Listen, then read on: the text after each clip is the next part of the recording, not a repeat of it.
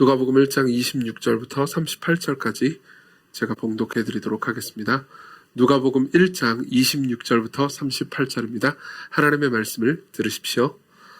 여섯째 달에 천사 가브리엘이 하나님의 보내심을 받아 갈릴리 나사렛이란 동네에 가서 다윗의 자손 요셉이라 하는 사람과 약혼한 처녀에게 이르니 그 처녀의 이름은 마리아라. 그에게 들어가 이르되 은혜를 받은 자여 평안할지어다. 주께서 너와 함께 하시도다 하니 처녀가 그 말을 듣고 놀라 이런 인사가 어찌함인가 생각하매 천사가 이르되 마리아여 무서워하지 말라. 네가 하나님께 은혜를 입었느니라. 보라 내가 잉태하여 아들을 낳으리니 그 이름을 예수라 하라. 그가 큰 자가 되고 지극히 높으신 이의 아들이라 일컬어질 것이요 주 하나님께서 그 조상 다윗의 왕위를 그에게 주시리니 영원히 야곱의 집을 왕으로 다스리실 것이며 그 나라가 무궁하리라. 마리아가 천사에게 말하되 나는 남자를 알지 못하니 어찌 이 일이 있으리이까. 천사가 대답하여 이르되 성령이 내게 임하시고 지극히 높으신 이의 능력이 너를 덮으시리니 이러므로 나실 바 거룩한 이는 하나님의 아들이라 일컬어지리라. 보라 네 친족 엘리사벳도 늙어서 아들을 배웠느니라. 본래 임신하지 못한다고 알려진 이가 이미 6달이 되었나니 대저 하나님의 모든 말씀은 능하지 못하심이 없느니라. 마리아가 이르되 주의 여종이 오니 말씀대로 내게 이루어지이다 하매 천사가 떠나가니라. 아멘. 지난주 주일날에 이어서 계속해서 이제 천사가 이 마리아를 만나는 이 장면을 생각해 봅니다. 천사는 마리아에게 와서 이제 너에게 아들이 있을 것이다 이렇게 이야기를 해줍니다. 마리아는 아직 처녀였음에도 불구하고 남자를 알지 못함에도 불구하고 이제 성령님의 능력으로 아이가 생긴다라는 이야기를 듣고 이제 충격과 두려움에 사로잡히죠. 근데 어쨌든 간에 그럼에도 불구하고 가브리엘 천사는 이렇게 얘기해 줍니다. 당신이 은혜를 받은 사람입니다. 너는 은혜를 받은 사람이다. 이렇게 이야기를 해줍니다. 28절 30절을 계속 보면요. 그에게 들어가 이르되 은혜를 받은 자요 이렇게 얘기하고요. 30절도 마리아여 무서워하지 말라. 내가 하나님께 은혜를 입었느니라 라고 이야기를 해주죠.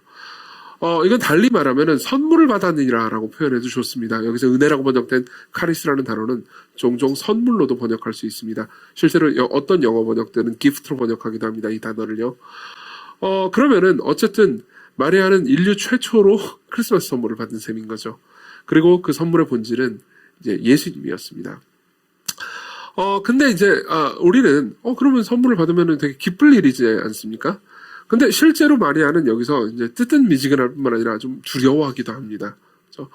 그리고 나서 한참 좀 지난 다음에 선물을 받았다라는 이야기를 듣고 한참 좀 지난 다음에 46절에 이르러서야 선물을 받고 기뻐하게 됩니다. 46절 마리아가 이르되 내 영혼이 주를 찬양하며 내 마음이 하나님 내 구주를 기뻐하였음은 그의 여종의 비천함을 돌보셨습니다. 보라 이제후로는 만세의 날을 복이 있다 일컬으리로다. 이렇게 이야기를 합니다. 46절에 이르러서 내가 비로소 기쁩니다.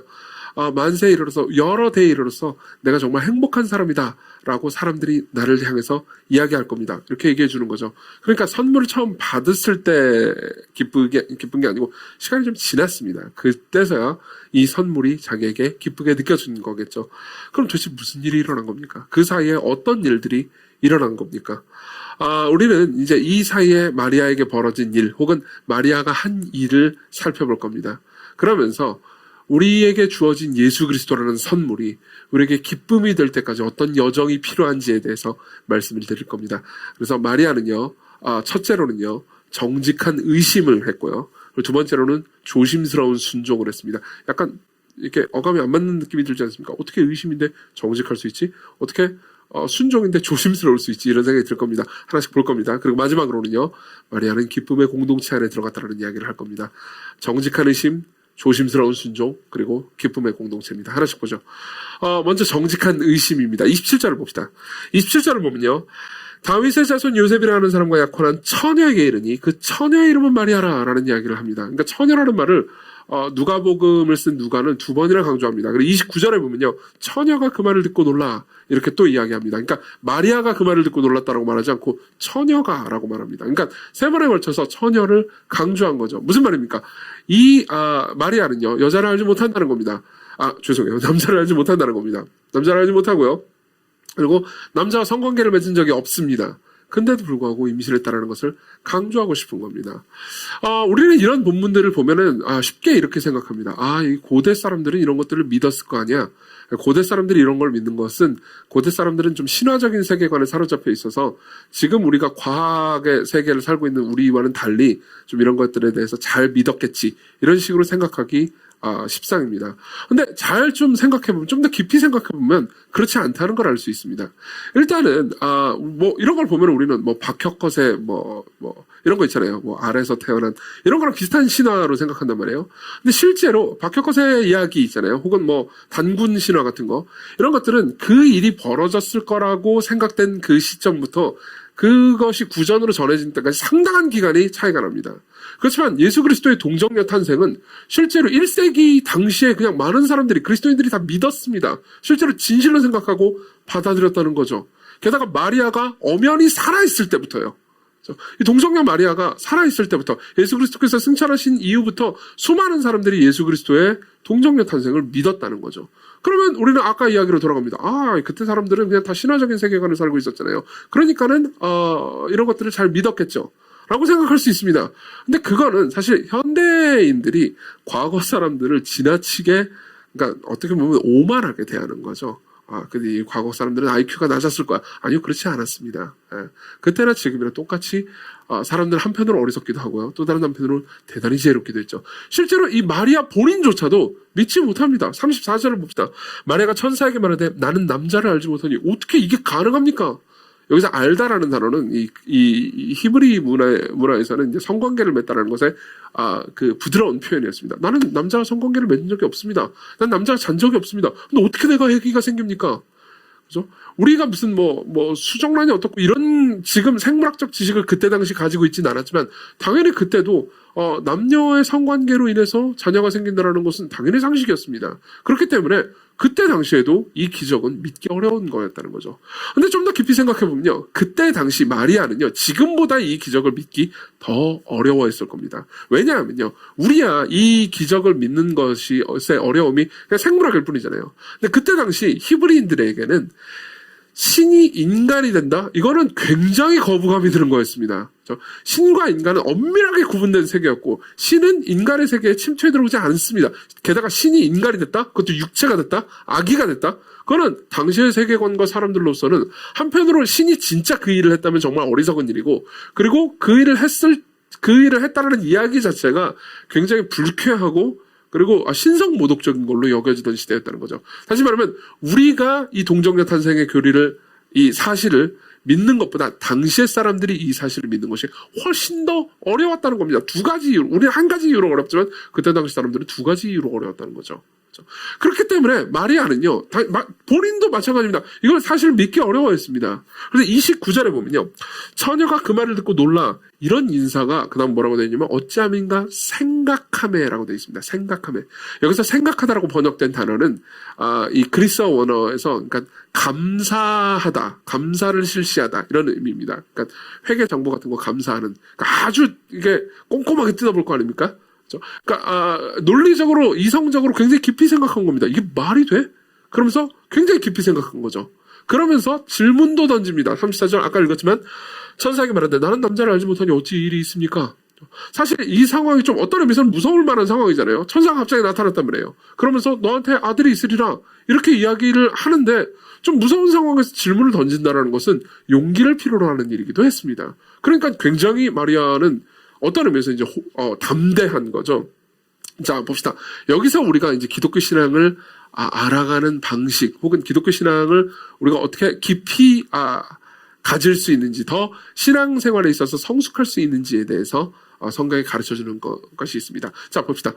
우리는 기독교 신앙을 잘 이해하지 못하는 경우에는 질문과 의심을 두 가지 잘못된 방식으로 대합니다. 질문과 의심을 두 가지 잘못된 방식으로 대합니다.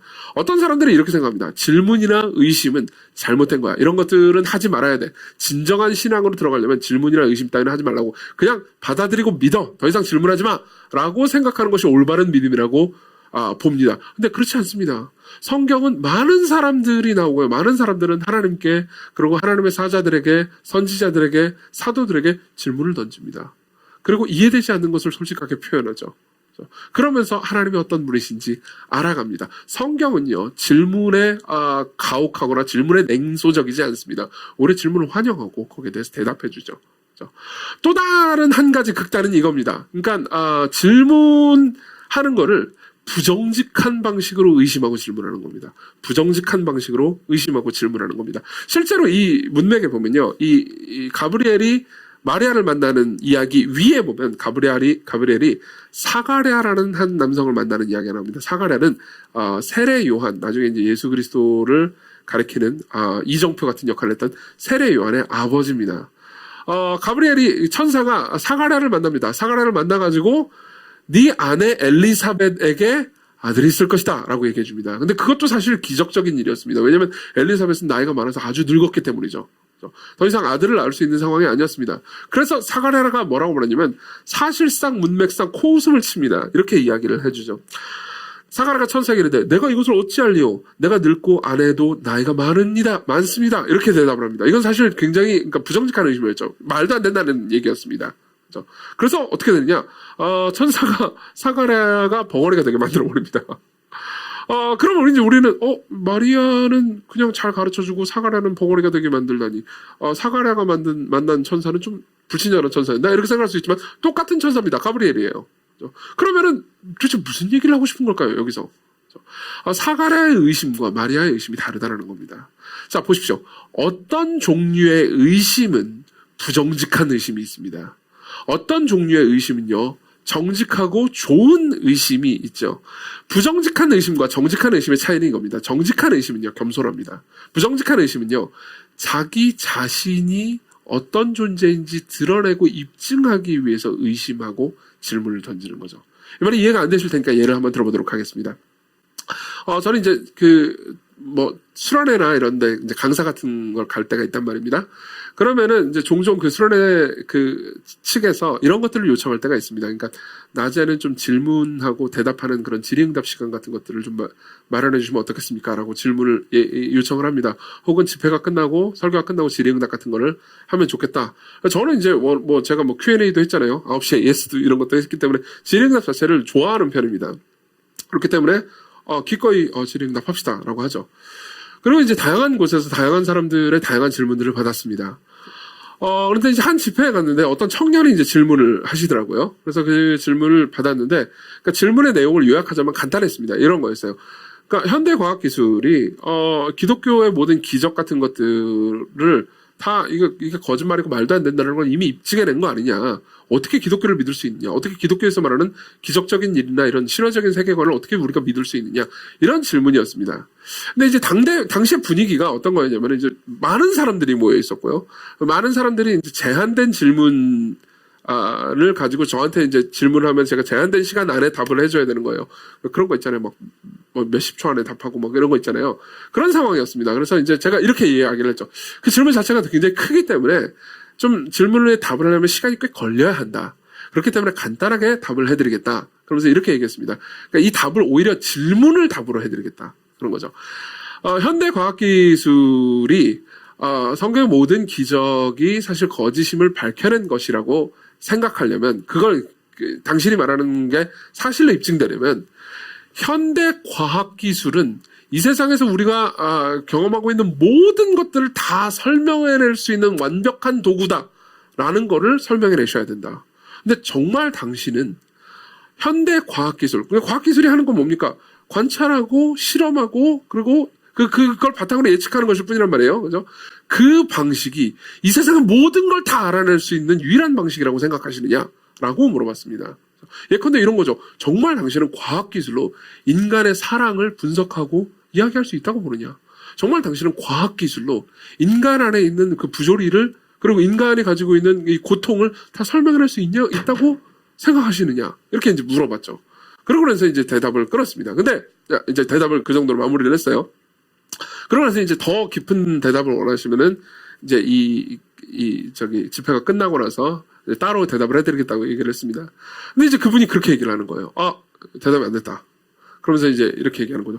나는 질문을 던졌는데 왜 당신은 대답을 해야지? 당신이 내가 던진 질문에 질문으로 답을 하는 게 어딨냐? 라고 하면서 이제 화를 내시는 거예요. 그래가지고 뭐지 이건 이런 생각이 들어서 약간 당황했어요. 제가 잘 쫄거든요. 그래서 당황을 했습니다.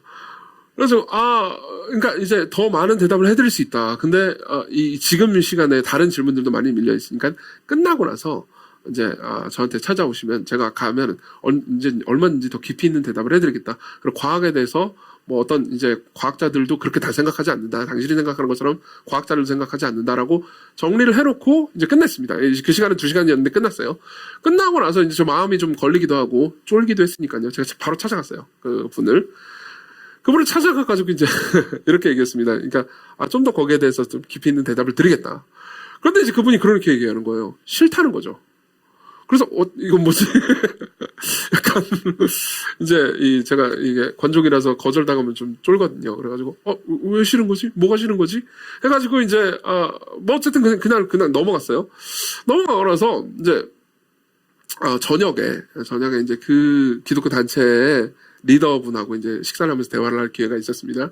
그러면서 이제 이런 일이 있었는데 혹시 뭐 그분에 대해서 좀 잘 아시냐고 물어보니까는 그분은 종종 그런다는 거죠. 질문을 던져놓고 그 질문에 대해 답을 잘 모든 사람들이 기독교 신앙에 대해서 질문을 믿는다 하더라도 다 잘하는 건 아니잖아요. 그러니까 잘 못하면은 이제 종종 화를 내고 믿을만하지 않다고 얘기하고 그러면서 이제 얘기를 한다는 거죠. 그래가지고 그러신 분이구나라고 생각을 했습니다. 그리고 다음 날이 됐습니다. 다음 날 집회가 있었어요. 그리고 다음 날도 그분이 오셨더라고요, 다행히. 그래가지고 어떻게 이제 집회가 끝나자마자 이제 또 찾아갔습니다. 그래서 잠깐 얘기를 할 수 있냐라고 이야기를 했죠. 근데 감사하게도 그날은 이제 잠깐 얘기를 해주시더라고요. 그러면서 그 단서를 붙였습니다. 당신 설교에 은혜 받아가지고 시간을 내주는 건 아닙니다. 라고 얘기해 주더라고요. 나도 알아. 라고 말하고 싶었지만 어쨌든 이야기를 했습니다.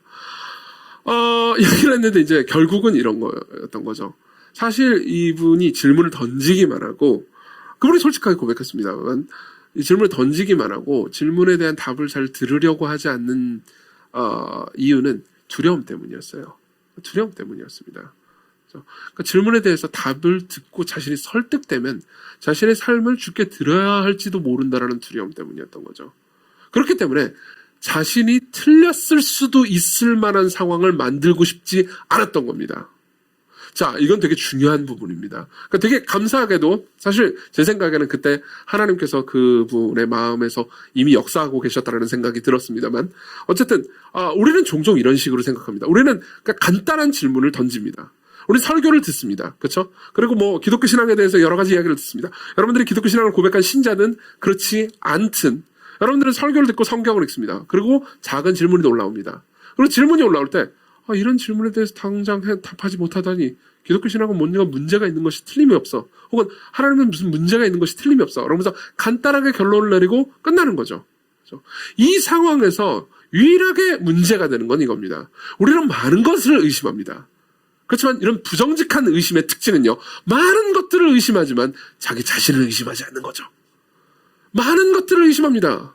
많은 것들이 틀렸을 수 있을 가능성에 대해서 생각합니다. 많은 것들에게 의문과 질문을 던집니다. 그렇지만 자기 자신의 판단에 대해서는 의문과 질문을 던지지 않습니다. 자기 자신을 의심하지 않는 거죠. 이게 바로 부정직한 질문의 특징입니다. 그렇지만 정직한 질문은 어떻습니까? 정직한 질문은요.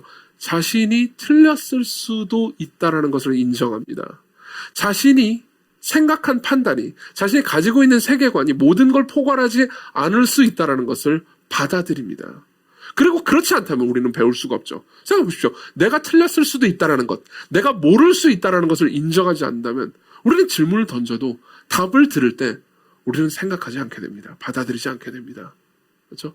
이게 바로 정직한 질문과 정직한 의심과 그리고 부정직한 의심, 부정직한 질문의 차이점이죠. 그렇죠? 마리아는 정직한 질문을 던진 겁니다. 도대체 어떻게 이게 가능합니까? 어떻게 나는 남자를 알지 못하는데 어떻게 이게 가능합니까? 그러면서 정말 알고 싶었던 거죠. 이게 바로 우리가 신앙생활할 때 우리의 신앙이 성장하는 데 첫 번째 단계입니다. 여러분들의 신앙이 정말 성장하고 싶다면요. 정직한 의심을 던져야 됩니다. 의심을 없애지 마십시오. 여러분들이 질문이 있다면 말하십시오. 그렇지만 배우려는 마음이 있어야 됩니다. 이해하십니까? 두 번째로 넘어갑니다. 마리아는요, 그 다음에 조심스럽게 순종하기를 시작합니다.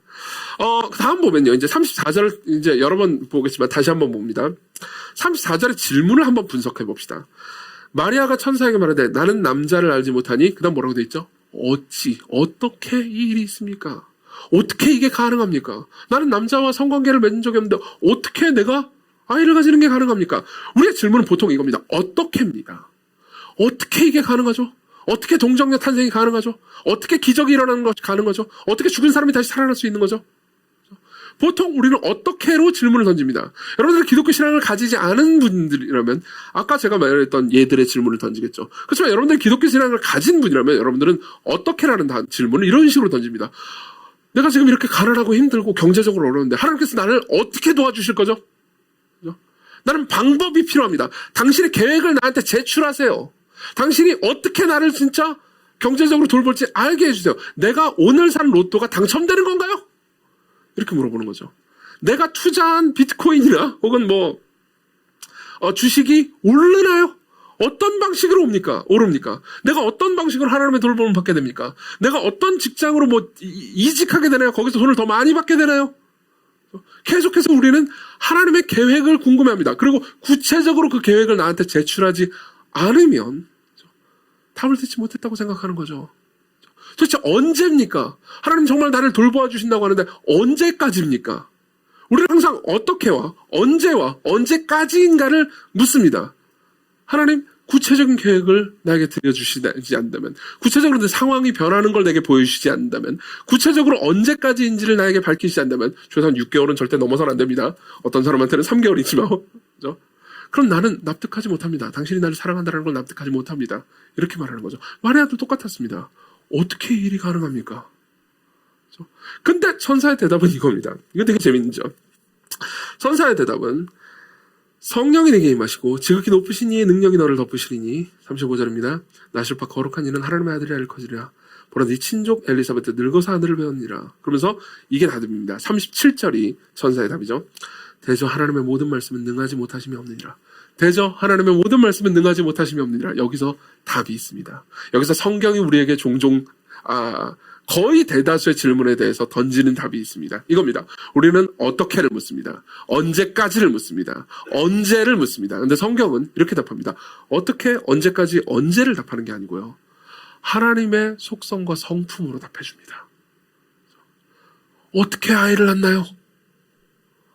그러면 원래 우리가 기대한 건 이겁니다. 성령이 네 안에 임하시면 성령께서 네 자궁에 무슨 호르몬을 공급하셔. 그래가지고 그 호르몬이 어떻게 돼가지고 이렇게 되는 거야. 근데 성경은 거기에서 그렇게 답하지 않습니다. 이렇게 말할 뿐이죠. 하나님의 모든 말씀은 능치 못함이 없습니다. 무슨 말입니까? 하나님의 속성과 성품을 말해주는 겁니다. 하나님의 말씀이 능치 못하는 게 없습니다. 즉 하나님은 전능하신 분입니다. 하나님은 전능하신 분입니다. 우리는 어떻게와 언제까지를 묻지만 성경은요, 거기에 대한 답을 하나님은 이런 분이십니다 라고 답해줍니다.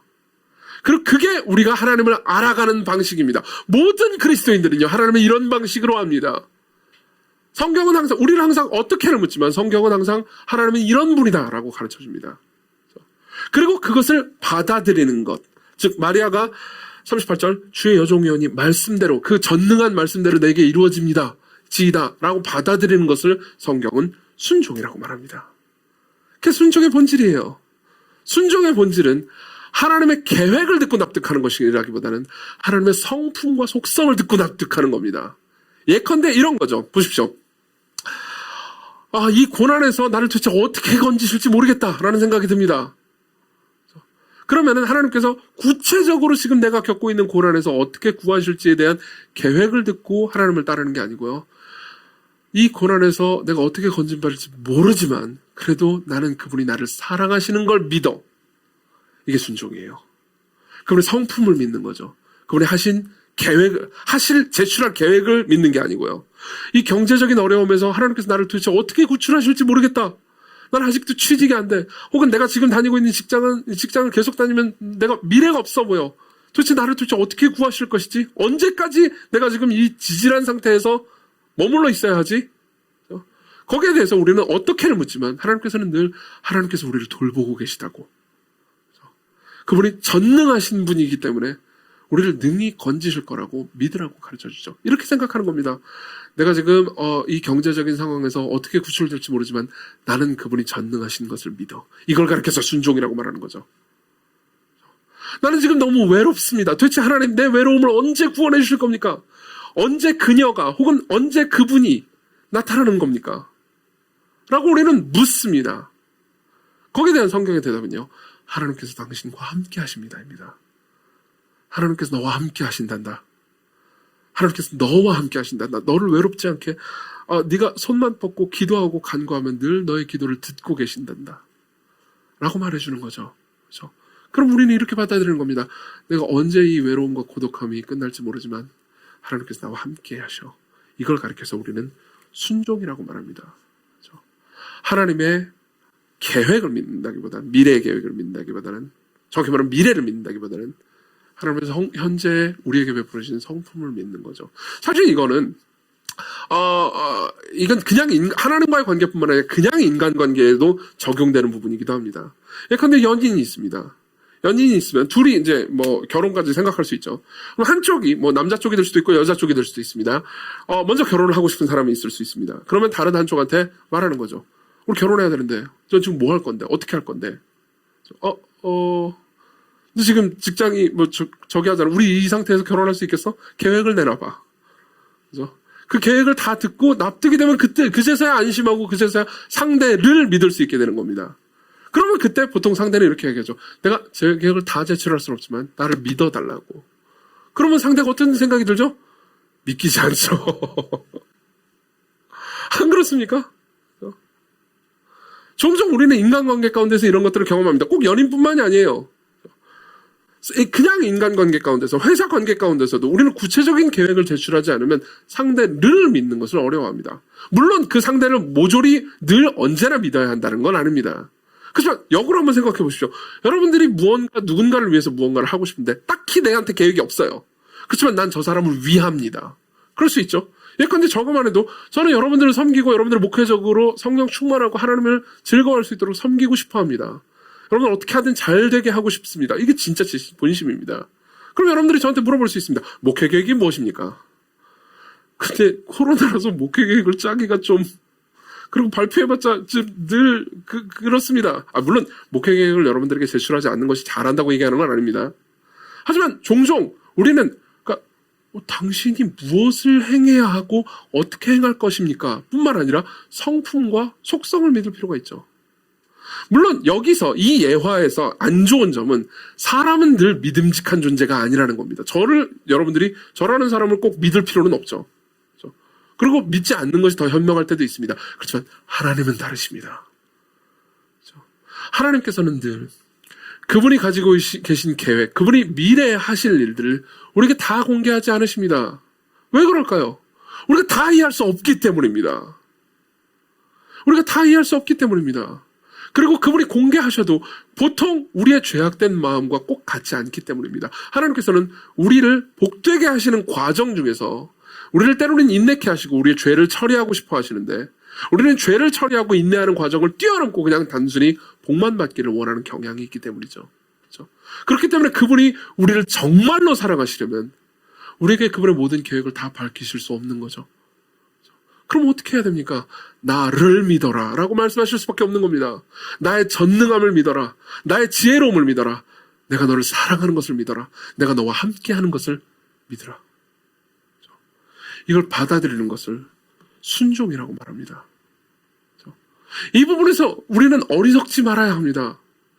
이 부분에서 우리는 하나님을 깊이 생각할 필요가 있습니다. 하나님을 더 깊이 생각하십시오. 여러분들이 하나님을 깊이 생각할수록 그분이 어떤 분이신지 생각할수록 여러분들은 더 잘 믿을 수 있게 될 겁니다. 어리석은 건 이런 겁니다. 예를 한번 들어보죠. 저는 이제 이 부분에 대해서 거의 아무것도 모르지만 제가 이제 코딩을 오늘부터 공부하기로 했다고 합시다. 그래서 나는 이제 개발자가 될 거야. 그러면서 개발을 해야지. 그래서 이제 컴퓨터에 뭐 코딩 프로그램 같은 걸 깔았습니다. 뭐 C++, 요즘 C++. 지금 여기서 제가 함부로 입을 놀리면 안 되는 거죠? 하여튼 뭔가 했습니다. 그래서 우리 종환 형제한테 경력이 지금 몇 년이죠? 6년이세요? 10년이요? 예. 아이고. 자, 경력 10년 차 종환 형제가 저한테 붙었어요. 목사님 제가 코딩을 가르쳐드리죠. 오, 좋아, 코딩 가르쳐줘. 자, 그럼 이제 일단 이걸 깔고 이렇게 하시면 돼요. 지금 이것부터 하십시오. 라고 말했습니다. 근데 제가, 잠깐만, 난 네 아래가 아니야. 난 너한테 순종하려고 너를 부른 게 아니야. 너는 나한테 카운셀러일 뿐이야. 네가 뭘 말하든 내가 일단 좀 생각해 보고 그 다음 내가 결정할게. 그럼 여러분들 뭐라고 말할 겁니까? 좀 바보 같은 놈. 그러지 않겠어요? 그죠? 제가 탁구를 칩니다. 제가 탁구 치는 거 보신 분은 알겠지만은 엄청 못 치죠. 그죠? 그러면 이제, 탁구 잘 치는 안성민 같은 친구가, 목사님, 이걸 이렇게 하세요? 이렇게. 이걸 대세요. 그러면, 나도 주체와 주권과 의지와, 영광이 있는 사람이야. 안성민, 너 몇 살이야? 그럼 여러분들, 좀 바보, 이럴 거 아닙니까? 그렇죠? 마찬가지예요. 하나님과 우리와의 관계도 마찬가지입니다. 하나님과 우리와의 관계도 마찬가지입니다. 여러분, 그분이 우주를 만드셨습니다. 지구에서 태양까지의 거리가 1억 5천만 킬로미터가 종이 한 장의 두께라면요. 지구에서 가장 가까운 별까지는 종이를 21m쯤 쌓아놓은 거리고요. 은하수의 지름은요. 종이를 480km 정도 쌓아놓은 거리입니다. 근데 이렇게 생긴 은하가요. 그죠? 헤아릴 수 없이 많아서 바닷가의 모래알보다 더 많습니다. 여러분 우주의 크기가 얼마나 위대한지 아십니까? 얼마나 큰지 아십니까? 근데 보십시오. 예수 그리스도는요. 그분의 능력의 말씀만으로 이 거대한 우주를 운행하시는 분입니다. 그죠? 단지 경력 10년 차와 이정규의 차이보다 훨씬 더 큰 분이라고요. 우리와 예수 그리스도는요. 근데 제가 여러분들에게 묻고 싶은 게 있습니다. 이러한 분을 그저 여러분들의 카운셀러로만 삼아야 되겠습니까? 이러한 분을요. 여러분들의 조수로만 삼아야 될 뿐입니까? 이러한 분의 명령을요. 그죠? 절대 주권자이기 때문에 내가 당신을 순종합니다. 라고 하기보다는 당신은 나의 자문위원일 뿐이에요. 내가 결정합니다. 라고 생각하고 대하는 것이 지혜로운 걸까요? 아니요. 어리석은 걸 겁니다. 여러분, 우리가 순종하는 것이 쉽지 않은 일이라는 것은 압니다. 그렇지만 우리가 하나님의 말씀에 순종하는 것은 우리가 하나님의 말씀을 재고 따지는 것보다 훨씬 더 지혜로운 일이라는 것을 기억하십시오. 그분은 단순히 여러분들의 자문위원 정도로 둘 뿐이 아닙니다. 그분은 가장 위대하고 가장 지혜롭고 가장 영광스러운 분이니까요. 세 번째로 넘어갑니다. 마리아는 어쨌든 순종합니다. 마리아는 이 지점에서 그래 맞아 생각해보니까 하나님의 모든 말씀은 전능하지. 하나님의 모든 말씀은 능치 못함이 없지. 그렇기 때문에 내가 이 지점에서 어떻게가 해결되지는 않았지만 그분의 성품을 받아들이는 것은 현명한 일일 거야 라고 생각하죠. 순종하기로 결정합니다. 그렇죠? 그리고 나서 어떻게 합니까? 자 36절을 보면요. 천사가 이렇게 얘기합니다. 보라 네 친족 엘리사벳도 늙어서 아들을 배웠잖아 라고 얘기해 줍니다. 그리고 마리아는 이 이야기를 듣고 무슨 행동을 취합니까? 39절입니다. 이때 마리아가 일어나 그것도 빨리 달려갑니다. 빨리 산골로 가서 유대 한 동네에 이르죠. 그러고 나서 사가랴의 집에 들어가서 사가랴하고 엘리사벳하고 부부인 거예요. 그죠? 그리고 엘리사벳으로 가서 인사를 합니다. 41절 엘리사벳이 마리아 문안함을 인사함을 들으며 아이가 엘리사벳 안에 있는 엘리사벳의 뱃속에 있는 세례 요한이 복중에서 자궁 안에서 뛰놀고 있는 거예요. 기뻐하고 있습니다. 그리고 나서 엘리사벳이 성령의 충만함으로 큰 소리로 불러 이르되 여자 중에 당신이 복이 있고 네 태중의 아이도 예수님이죠. 복이 있도다. 내 주의 어머니가 내게 나오니 이 어찌 되는 일인가. 네 문안하는 소리가 내 귀에 들릴 때 아이가 내 복중에서 기쁨으로 뛰놀았도다. 주께서 하신 말씀이 반드시 이루어지리라고 믿은 그 여자에게 복이 있도다. 무슨 말입니까? 자 보세요. 39절에 보면 주의 여종의 언이 말씀대로 내게 이루어지이다 라고 말하고 있죠. 그렇죠? 근데 45절에 보면 주께서 하신 말씀이 반드시 이루어지리라고 믿은 그 여자 누구죠? 마리아죠. 당신이 잘했습니다. 복이 있습니다 라고 말해주는 거죠. 그러니까 그제서야 비로소 마리아는 자신이 받은 선물인 예수님을 기뻐하기 시작합니다. 마리아가 이르되 내 영혼이 주를 찬양하며 내 마음이 내 하나님 구주를 기뻐하였습니다. 이제부터 만세에 걸쳐서 나를 복 있는 사람이라고 말하게 될 거예요. 오랜 대대에 거쳐서 나를 행복한 사람이라고 말하게 될 거예요. 라고 하면서 기뻐합니다. 자, 여기서 우리가 할 수 있는 건 뭡니까? 마리아가 자신이 받은 선물을 진짜로 기뻐하게 된 순간은 기쁨의 공동체 안으로 들어갔을 때입니다. 그 공동체는 누굽니까? 엘리사벳입니다. 여기엔 공동체가 몇 명이 있습니까? 우리는 보통 2명이라고 생각할 수 있지만 실제로는 4명입니다. 4명입니다. 누구죠? 엘리사벳, 그리고 엘리사벳 안에 있는 세례 요한, 그리고 마리아, 또는 누굴까요? 예수님입니다. 마리아 안에 있는 아이요. 자, 이게 교회 공동체의 정의입니다. 여러분, 교회 공동체는 단순히 사람들만의 모임이 아닙니다. 교회 공동체는 그리스도께서 그 사람들 안에 들어가셔서 그리스도와 더불어서 함께 있는 공동체를 말합니다. 그렇죠? 그리고 여러분들은 나는 나와 예수님과의 교제, 나 혼자 기도하고 성경 읽으면 충분하지 라고 말할 수 없습니다. 왜냐하면 하나님께서는요, 하나님의 영원한 아들께서는요, 단순히 개인과의 관계에서만 계신 게 아니고 공동체 안에 계신 분이시기 때문입니다. 무슨 말입니까? 교회 공동체는 이런 겁니다. 교회 공동체는요, 같은 예수 그리스도를 만난 기쁨을 공유하는 공동체입니다. 같은 기적을 말할 수 있는 공동체입니다. 당신 안에 일어난 기적이 나에게도 일어났어요. 엘리사벳도 기적을 경험했습니다. 그 늙은 나이에 아이를 낳았죠. 아이를 가졌죠. 마찬가지입니다. 여러분들이 그리스도인이라면요, 여러분들은 하나님께서 여러분들을 거듭나게 하신 기적을 경험한 사람입니다. 그리고 여러분들이 진짜로 거듭났다면요, 같은 거듭난 사람을 알아보게 돼 있습니다. 저 사람 안에 있는 예수 그리스도가 내 안에 있는 예수 그리스도가 같은 분이구나. 내가 만난 그리스도께서 나를 사랑하신 그 사랑의 경험을 저 사람도 했구나.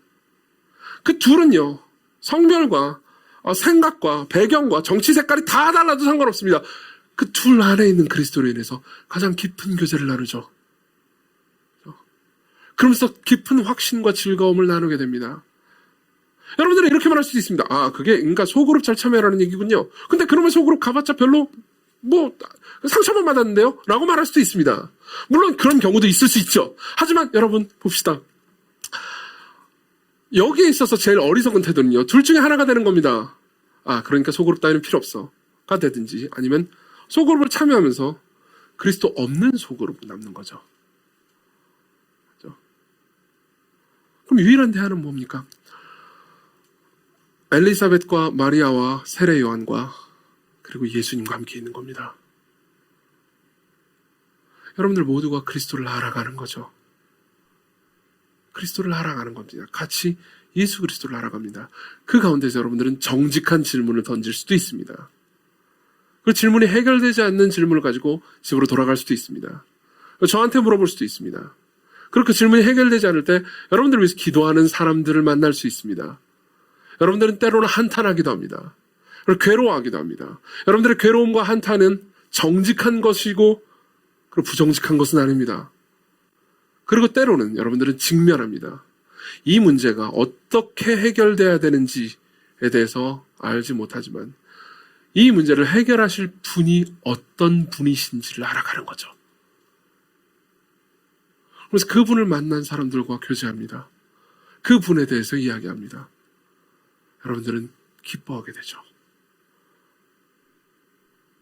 이게 마리아가 경험했던 방식입니다.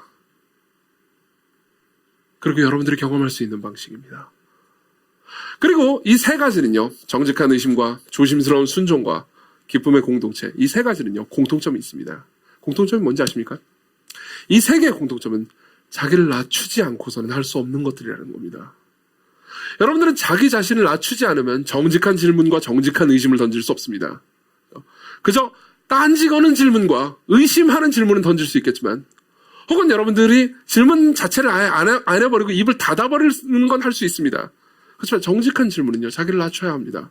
우리 중에 어떤 사람은 질문 자체를 아예 하지 않습니다. 왜냐하면 내가 모른다라는 것이 들통날까 두렵기 때문입니다. 우리 중에 어떤 사람은 자기를 높이기 위해서 질문할 수 있습니다.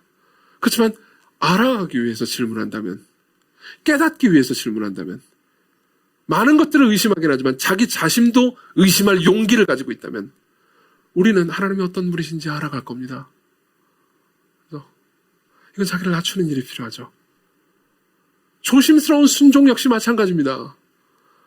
우리는 어떻게, 언제까지, 언제 이 문제가 해결되는지 알아야 속이 시원할 건데, 그저 그분을 믿으라고만 말합니다. 그분이 전능하시다는 것, 그분이 여러분들과 함께 하신다는 것, 그분이 여러분들을 무엇보다 사랑하신다는 것을 그냥 믿으라고 합니다. 여기는 자기를 낮추는 것이 필요합니다. 약해져야 합니다. 여러분들은 약해지지 않고서는 이 순종 앞에 직면할 수가 없습니다. 이 순종을 행할 수 없습니다. 공동체도 마찬가지죠. 공동체는요, 여러분들이 원하는 스타일만 있는 게 아닙니다.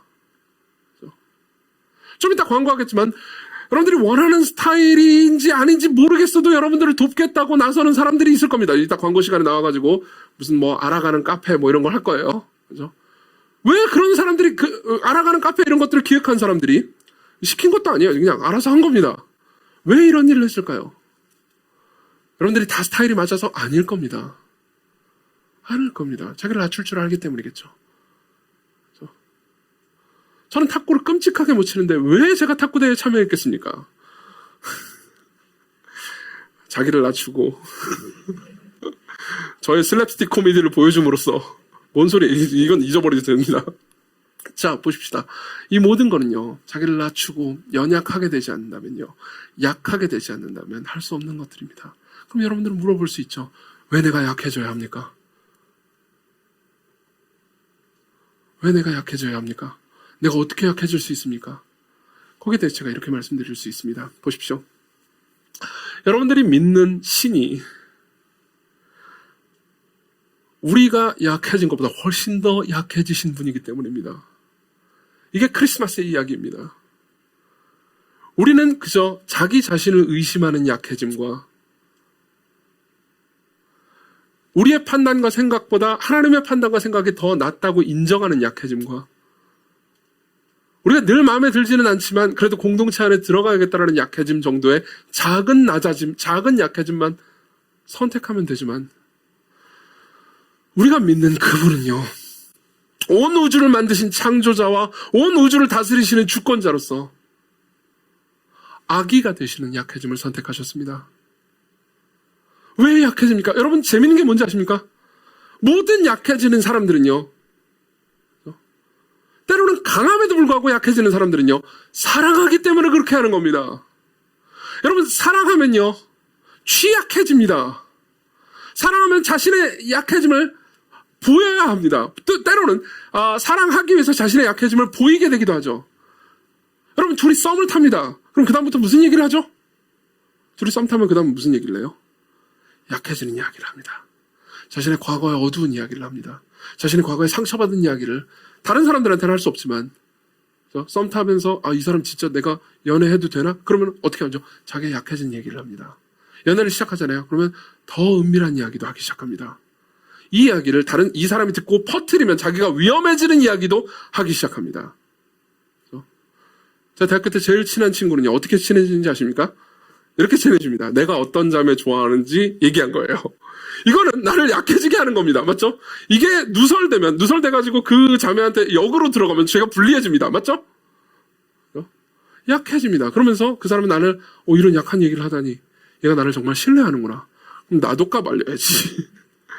그러면서 둘이 어떤 자매를 좋아하는지 서로 알게 됩니다. 그리고 둘 다 이루어지지 않죠. 그리고 둘 다 그 약함 때문에 더 진지해집니다. 더 끈끈한 친구가 됩니다. 항상 점심 식사를 같이 합니다. 이거 뭐지? 좋은 게 없잖아. 아니요. 약해지면요, 관계를 더 깊게 만들어줍니다. 성관계를 생각해 보십시오. 성관계는요, 옷을 벗습니다. 뭘 의미하죠? 자기를 취약하게 만드는 거죠. 연인이 되잖아요. 그럼 밤에 집에 늦게까지 데려다 줍니다. 늦게까지 놀잖아요. 그럼 집에 데려다 줍니다. 남자친구가 여자친구를 집에 데려다 줍니다. 맞죠? 그 남자가 더 위험할지 어떻게 알아요? 그렇죠? 근데 약해지는 것을 선택합니다. 왜요? 사랑하니까요. 더 재밌는 얘기를 해드릴까요? 부모는요, 자식 앞에서 늘 약해집니다. 그렇죠? 새끼가 위험을 받을 때 어미는 목숨을 걸고 자기 새끼를 위협하는 짐승과 싸웁니다. 제 딸이 위험에 처한다면요, 저는 목숨을 걸고 그 대상과 싸울 겁니다. 왜요? 사랑하는 대상 앞에서는 취약해지니까요. 왜 하나님이 여러분들 안에서 여러분들 앞에서 왜 하나님이 아기가 되셨습니까? 그분이 사랑을 선택하셨기 때문입니다.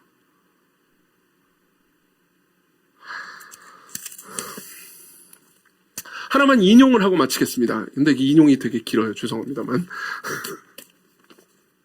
맥스 루케이더라는 목회자가 쓴 마리아의 기도라는 제목의 긴 시입니다. 조금 길어요. 중간중간 요약해가면서 읽기를 하겠지만 좀 긴 시입니다. 그렇지만 저는 이 시 전체를 다 읽어드리는 것이 낫다고 생각했습니다. 제가 아직 타이핑을 못 쳤는데 나중에 올려드릴게요. 마리아의 기도라는 제목입니다. 저는 근데 개인적으로 여러분들이 들으면 알겠지만 마리아가 절대 이 기도를 했을 리 없을 거라고 확신합니다. 마리아는 이 기도를 안 했을 겁니다. 그냥 상상력, 맥스 루케이도의 상상력으로 쓴 시예요. 그렇지만 너무 아름답습니다. 이 시는요, 어떤 내용이냐면 막 아기 예수님을 낳은 마리아가요. 우리 본문도 마리아잖아요. 마리아가 아기 예수님이 잠드는 모습을 보고 이렇게 말했을 거라고 상상한 내용으로 쓰인 시입니다. 아기 예수님의 손과 발, 이 모든 것들을 보고 이렇게 상상했을 거라는 거죠. 읽어드릴게요. 마리아가 말합니다. 하나님, 오 아기 하나님, 하늘에서 가장 어여쁜 아기여, 거룩한 은혜와 우리의 수치가 하나 되어 잉태된 아기여, 잘 주무소서. 다이아몬드처럼 빛나는 이 밤 서늘한 기운 속에서 주위엔 분노의 열기가 부글부글 끓고 있으니, 그렇죠? 헤롯은 아기를 죽이려고 했으니까요. 이 외양간의 정적을 즐기소서. 당신의 앞날에는 엄청난 소란이 천지를 진동하듯 몰려올 테니 부드러운 내 팔에 안겨 곤히 잠드소서. 내가 당신을 지켜주지 못할 날이 곧 다가올 테니. 편히 쉬어요. 귀여운 작은 손부터 시작합니다. 그대는 비록 왕의 손이지만 비단이나 황금을 만지지는 못할 거예요. 당신의 손은 펜도 붓도 들지 않을 겁니다.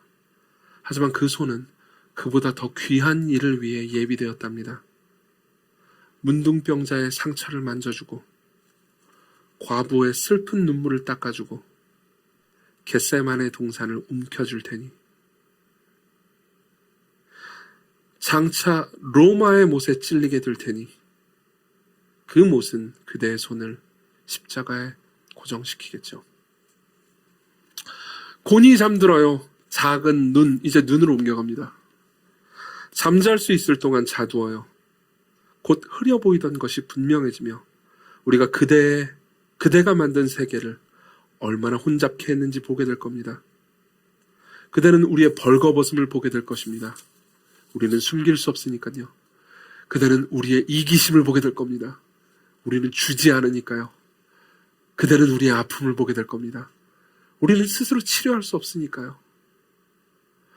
작고 고요한 입이여, 입으로 넘어갑니다. 편히 쉬소서.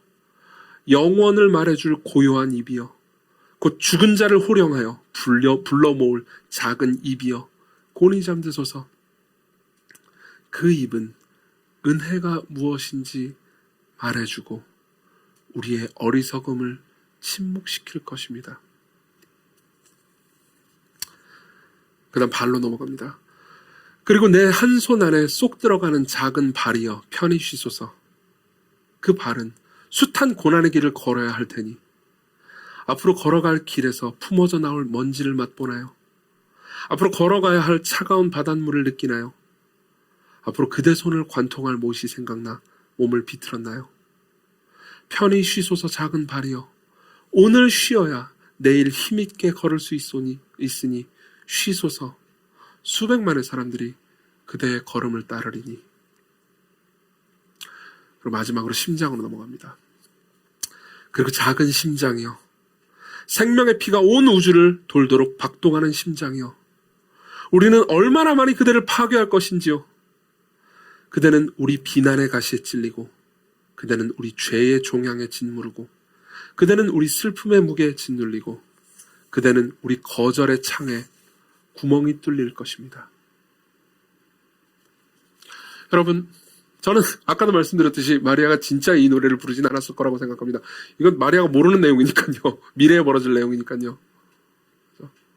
그렇다고 제가 이 시가 무의미하다고 생각하지 않습니다. 왜냐하면요, 마리아는 몰랐지만 성부 하나님은 아셨으니까요. 성부 하나님은 자신의 가장 사랑하는 아들을 이 땅으로 보내시면서 성부 하나님이 이 모든 것을 아시고 보내셨습니다. 자신의 사랑하는 아들의 손과 발이 못 박히고 뚫릴 것을, 자신의 사랑하는 아들이 가지신 심장이 창에 찔려서 물과 피를 흘리게 될 것을, 자신의 사랑하는 아들의 눈이 가장 추악하고 가장 더러운 인간의 이기심과 욕망과 교만을 보게 될 것을, 그럼에도 불구하고 성부 하나님은 자신의 아들을 보내셨고 그 아들은 저와 여러분들을 위해서 취약해지셨습니다. 다시 한번 여러분들에게 말씀드리고 싶습니다. 그분이 자기 자신을 약하게 하셨습니다. 그렇다면 여러분들이 정직하게 질문하고 조심스럽지만 순종하고 하나님의 공동체 안으로 들어가는 약해짐이야 얼마나 작은 것이겠습니까? 그리스도께로 오십시오. 기도합시다.